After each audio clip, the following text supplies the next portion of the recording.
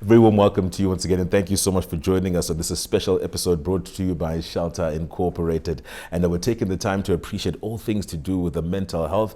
I'm joined by Vicky Maponga. I'm a media personality, philanthropist, and a mental health activist. Also award-winning, rather, mental health activist. Vicky, once again, thank you so much for joining us. Thank you. Thank you. Vicky, we spoke previously on quite a few areas, but I would love to start on a key thing. People have got their reservations about speaking out about some of the challenges they're dealing with. Some are in denial that they're actually even going through a challenge. How then would you advise those who are in that stage to get to the necessary point of seeking help? I like the word that you used, Farai, where you said some are in denial. The first point that anybody needs to get to is come out of denial.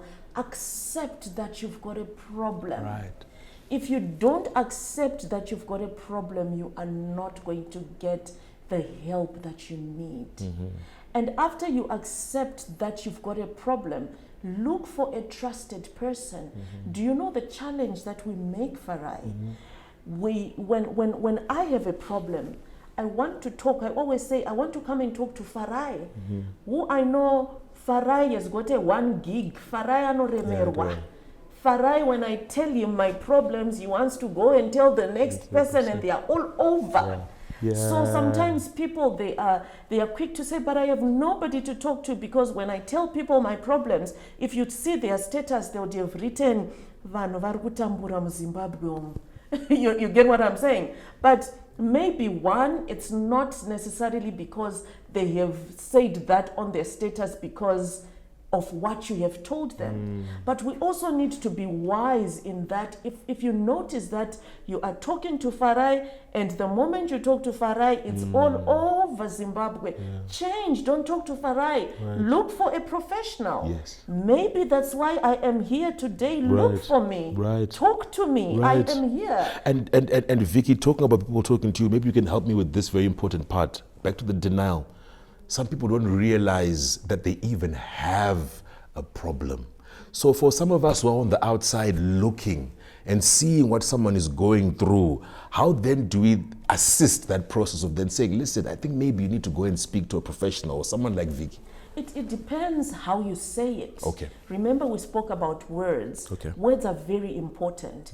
It depends how people that are going through mental health issues are very touchy. And extremely sensitive. So any one word you say to somebody, if you say it the wrong way, you would have killed that person already. So when it comes to mental health issues, I'll just give an example of myself. I didn't know I had issues. But you know what happened? I went through 4 doctors, Farai, from my GP, who referred me to the specialist, who referred me to the physician, who then referred me to the professor. I mean, I would be sick.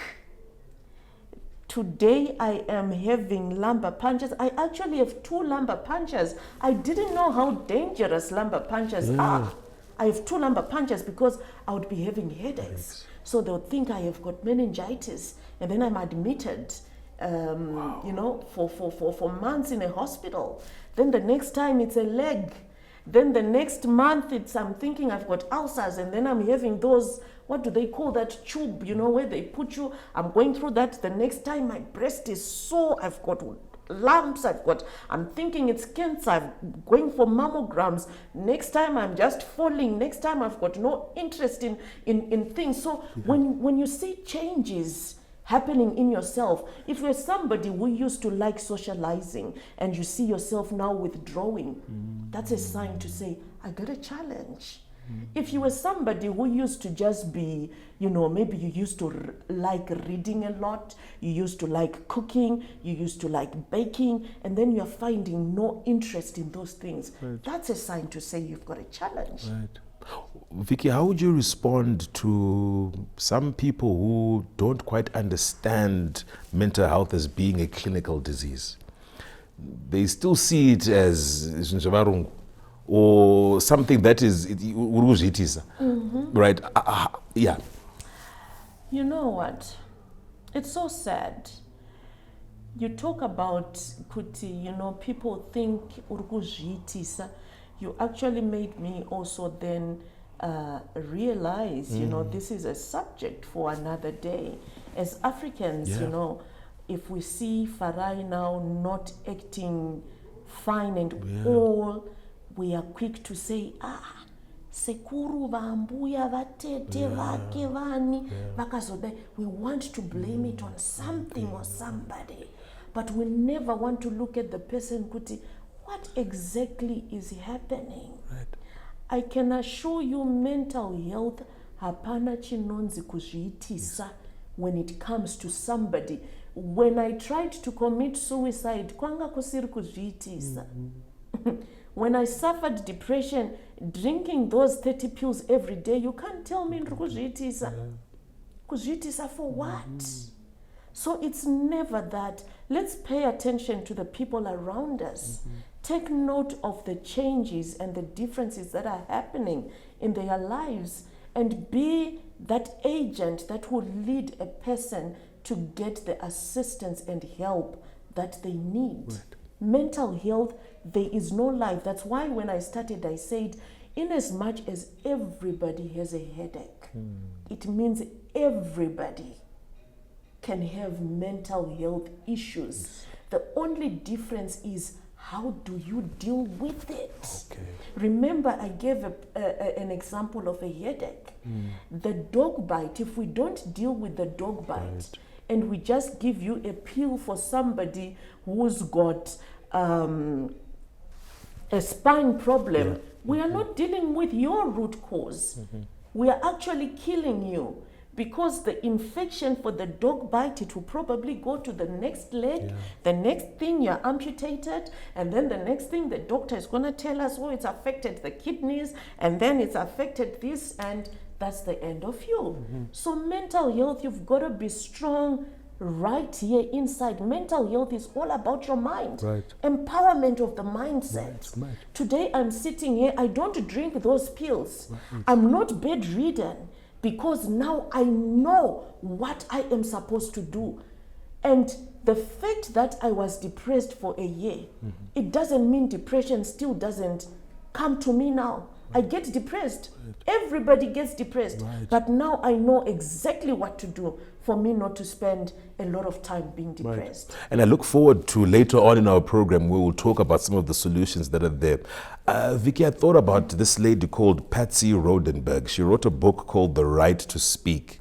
And I can't help but consider that people may feel that they don't have the right to speak about having a mental challenge or a mental illness, because we think that every other kind of illness is the important one, the significant one. But if I speak out and say I'm depressed, you feel like as if you don't have the right to say that this is what you're going through. What would your advice be to people who are in that particular situation? There is no life without mental health. That's number one. Right. The same effort, the same attention that you give yourself, going for a physical checkup. We do that. You go for physical checkup. You want them to check if your kidney is fine. You want them to check if everything is okay. Do that for your mind. Did you actually know, Farai, that people can actually go for mental checkup where your doctor can check? So, just by speaking, Farai, how are things doing? And, the moment you say, things are tough these days, that's a sign. You can actually go for your mental checkup. So you must never, ever be embarrassed to talk about any mental health issues that we have. And remember, I said mental health, that is just a result. But the root cause is the financial problem that you have, the mental, the marriage problem that you have, the job problem that you have, the kid that you have at home who is into drug and substance abuse, you know, the whatever. We have so many problems in this world. We cannot talk about them. So all those problems that we have, they differ. Right. So never be embarrassed to talk about it, because somehow everybody is going through that. Right. And if you are embarrassed, seek a professional. Seek professional assistance and advice. That's it. Well, Vicky, thank you so much for your time. We definitely look forward to speaking to you again. Thank you. Well, that brings us to the end of this segment. Once again, we do implore you to keep sending us your questions, comments, and your contributions on our social media platform. That's all for now.